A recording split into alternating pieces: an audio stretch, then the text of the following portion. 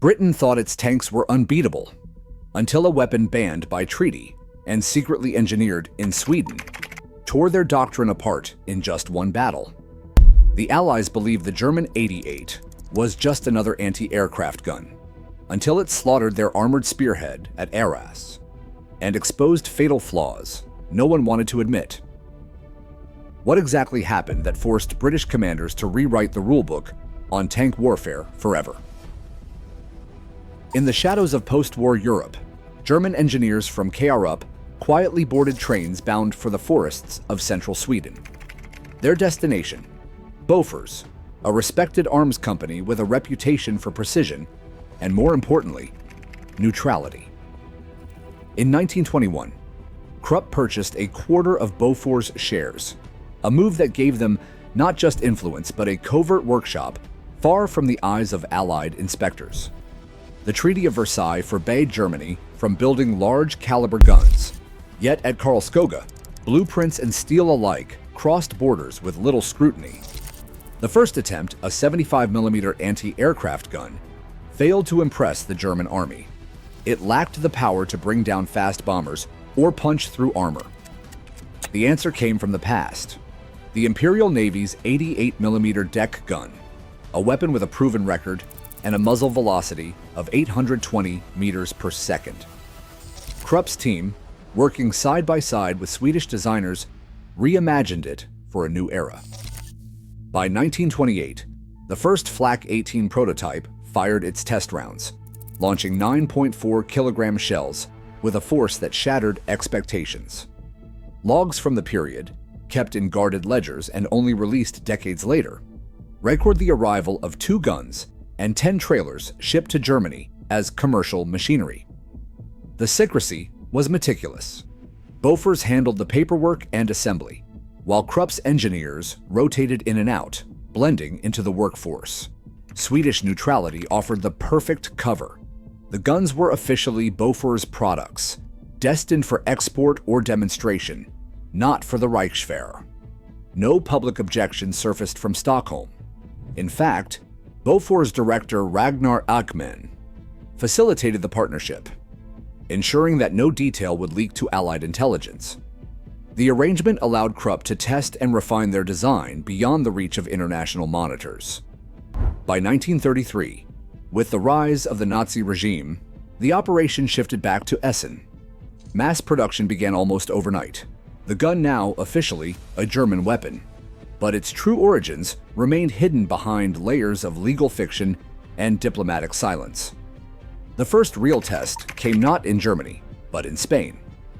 In 1936, the Condor Legion deployed a handful of Flak 18s against Soviet-supplied T-26 tanks in the Spanish Civil War.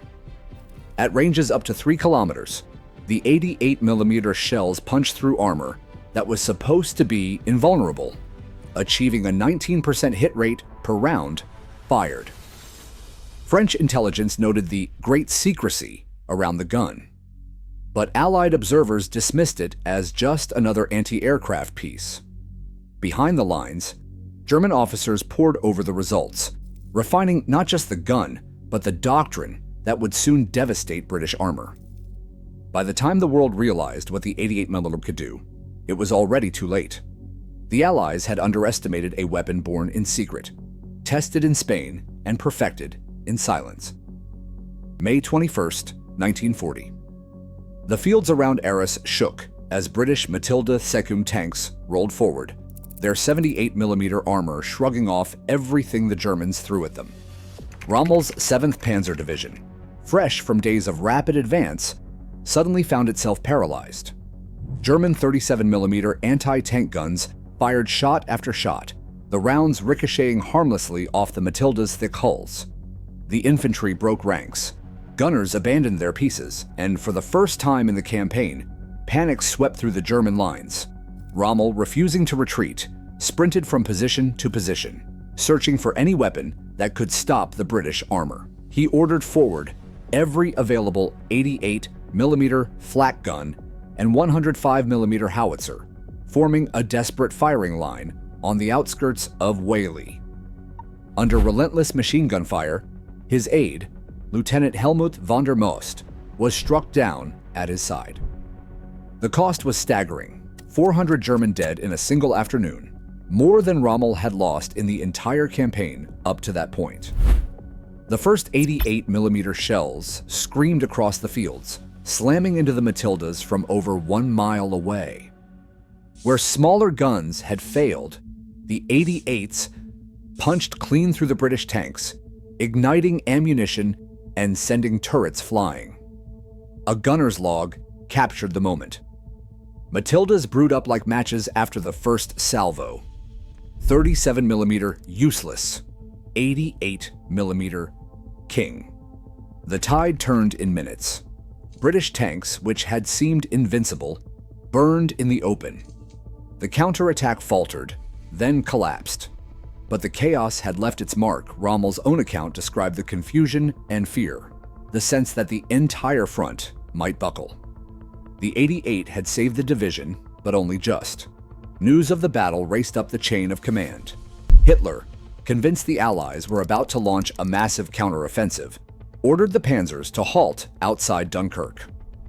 The real lesson, though, burned into Rommel's memory. The only thing that had stopped the British was a weapon designed for shooting planes out of the sky, pressed into service by sheer necessity. From that day, Rommel would never again trust conventional anti-tank tactics alone. The 88, once a secret project born in violation of treaties, had become the backbone of his doctrine. Every future battle would be shaped by the memory of Arras, by the knowledge that, in a moment of crisis, only the 88 could stand between victory and disaster. April 1941. The siege of Tobruk had dragged on for weeks, with Rommel determined to break the Australian defense and open the road to Egypt. His panzers lunged at the perimeter, expecting a swift breakthrough. But General Leslie Morshead, commanding the Australian garrison, saw an opportunity. Instead of meeting the tanks head-on, he let them punch through his lines. Once the German armor had advanced, Australian anti-tank guns and infantry closed the gaps behind them, cutting off supporting troops in a matter of hours. 17 out of 38 German panzers were knocked out or abandoned. Rommel's own reports describe the confusion: tank crews stranded, infantry isolated, and the attackers shredded by fire from hidden positions. The defeat at Tobruk stung. It exposed the limits of relying on armored thrusts without coordinated support, and it forced Rommel to study his enemy's methods more closely than ever before.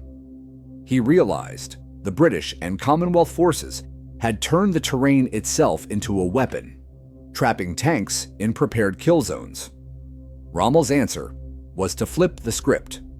He began organizing his anti-aircraft guns, especially the 88mm flak, into mobile screens, using the SD-KF-7 half-track to move them rapidly across the desert.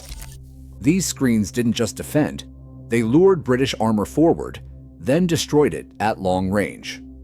The 88 guns could be dug in or shifted overnight, always appearing where they were least expected. Rommel's gunners trained to fire armor-piercing rounds over open sights, transforming a weapon designed for the sky into the most effective anti-tank system in North Africa. The lessons of Tobruk set the pattern for the Desert War. Mobility, deception, and firepower replaced the old doctrine of massed tank charges. Rommel's adaptation would soon be put to the test on a barren ridge called Halfaya Pass, where the new 88mm screens waited in silence for their next victims. June 1941. At Halfaya Pass, the silence before dawn was broken only by the distant rumble of engines. British tank crews prepared to charge the ridge, convinced their Matildas could withstand anything the Afrika Korps could throw at them. Operation Battle Axe called for a direct assault. Nearly 190 tanks surged up the sun-baked slopes, their commanders expecting to break the German line by sheer force. But waiting above, hidden in shallow pits and camouflaged by the rocky ground, were just 13 88mm guns of Flak Regiment 33. Each crew had rehearsed their drill until it was second nature. Load, aim, fire, reload. The moment the British entered range, the sky filled with the shriek of armor-piercing shells. The first Matildas erupted in flames, hatches blown open by the force of the blasts.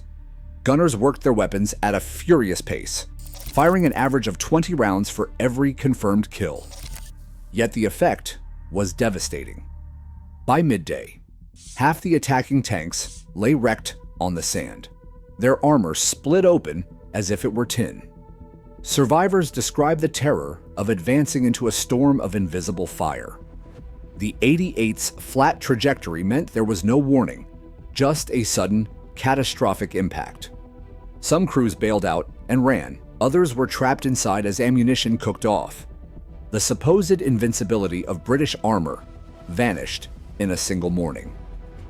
Of the 190 tanks committed, nearly 100 were destroyed or abandoned. The pass earned a new name among the men who fought there: Hellfire Pass. Morale collapsed. Tank crews who had once felt untouchable now hesitated before climbing into their machines. The psychological shock ran deeper than the burnt-out hulks littering the ridge. British command realized too late that doctrine and courage were no match for a handful of well-sighted guns, and that the enemy had learned to turn the battlefield itself into a trap. November 1941. The British 8th Army hurled its armored brigades toward Sidi Rezegh airfield, determined to break the Axis ring around Tobruk. Tanks from the 6th Royal Tank Regiment surged across the open desert, advancing in waves, confident in their numbers and the weight of their armor. But the ground ahead was marked by invisible lines, 88mm guns dug in, waiting. German crews, drilled to perfection, tracked the British formations at distances where return fire was useless. The first shells struck with shocking precision. Turrets erupted skyward, hulls split open, and entire tank troops disappeared in seconds. The British pressed on, feeding more squadrons into the fight, each one swallowed by the same unseen fire.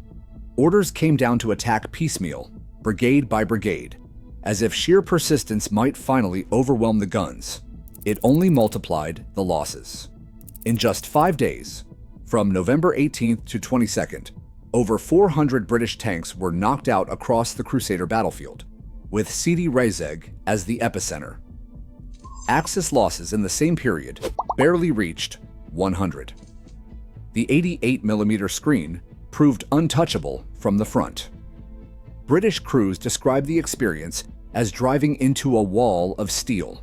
No warning, no chance to maneuver, just the sudden, catastrophic impact of a shell that could kill at more than a mile. The old doctrine, rooted in cavalry charges and armored mass, collapsed under the weight of modern firepower. Officers watched as entire regiments were reduced to scattered survivors. Reports from the 6th Royal Tank Regiment show a composite squadron leader taking command of the remnants, trying to rally men who had seen their friends and machines destroyed in minutes. The cost was not measured only in machines. Crews abandoned their burning tanks, some refusing to rejoin the ranks, others climbing into the next available vehicle. With grim resignation, the urgency for a new answer was plain. The enemy's guns had exposed every flaw in British armored thinking. The battlefield at Sidi Rezegh left no illusions. Numerical superiority meant nothing against a doctrine built on range, discipline, and the merciless accuracy of the 88. Cyril Joly, a tank commander with the 7th Armored Division, described the aftermath of an 88mm hit in words that still haunt British veterans. One round tore through the turret, struck the ammunition the loader was holding, and detonated it instantly, leaving nothing but silence and smoke. Survivors like Joly didn't have time to mourn. They climbed into the nearest tank, sometimes forcing out its crew, and kept fighting until that machine too was knocked out. In his account, he did this 3 times in a single day. The cost wasn't just metal and oil, it was trust, morale, and the sense of invincibility that British tankers once carried. By late 1941, British reports estimated that morale among armored crews had dropped by 70%. Orders to attack were met with hesitation or outright refusal. The legend of the 88 grew with every battle, but the truth was more complicated. Rommel's entire North African campaign relied on just 2 Luftwaffe flak battalions, barely a dozen operational 88 guns at any one time. By the end of 1941, these guns had destroyed 264 tanks and 42 aircraft. Yet many of the most devastating hits credited to the 88 were actually caused by Italian Cannone de 9053 guns, which fired a heavier shell at even higher velocity. British crews, unable to tell the difference in the chaos, blamed every catastrophic loss on the German weapon. The myth became a shield for institutional failure, masking the reality that the enemy's doctrine, and not just his gun, was breaking the British line. The British Army possessed a weapon that, on paper, should have dominated the battlefield: the QF 3.7-inch anti-aircraft gun. Firing a 13-kilogram shell at high velocity, it could penetrate the frontal armor of even a Tiger tank at 1,000 meters. Yet, this gun was never systematically turned against German armor. Sir Frederick Baker, a senior artillery officer, grew increasingly frustrated as War Office memos insisted these guns remain strictly for air defense. Anti-Aircraft Command refused to issue direct fire sights, fearing that ground use would be a distraction or even a misuse of precious resources. In North Africa, hundreds of 3.7-inch guns sat idle, while tank crews faced the 88mm with nothing but hope and lighter field guns. Baker's requests for flexibility were denied, even as reports from the front described catastrophic losses. The doctrine was rigid: anti-aircraft guns shot at planes, never at tanks. British innovation was stifled by bureaucracy, leaving those who saw the potential of the 3.7-inch gun more to improvise solutions outside official channels. Major George Bridie stood in a dusty workshop staring at the 17-pounder anti-tank gun that no one wanted to mount in a tank. Official channels had rejected the idea outright. Bridie ignored the verdict. He stripped out the recoil system, bolted the gun rigidly into a Sherman turret, and let the hull absorb the shock. Engineer Dabuji K. Kilbourne followed, redesigning the recoil to make the firely practical for combat. With a muzzle velocity of 1,900 meters per second, the 17-pounder could pierce any German tank at range, including the dreaded Tigers. German crews learned to pick out fireflies first and target them, forcing British crews to disguise the longer barrels to look like standard Shermans. At El Alamein, Montgomery ordered a 1,200-gun artillery barrage to silence the 88 guns before armor advanced. Infantry and tanks moved together, abandoning the old split doctrine. Each lesson from the desert echoed after the war. The Centurion tank, armed first with a 17-pounder, then a 20-pounder, set the standard for a new generation. The 88 had forced armies everywhere to rethink what a tank gun could and must be. Doctrine can shatter overnight, but denial lingers for decades. The world's most advanced armies once ignored the evidence in front of them, until the cost was paid in steel and lives. Today, military innovation still hinges less on technology than on the willingness to adapt. The next weapon that rewrites the rules may not wait for permission. Thanks for watching. Share your thoughts below.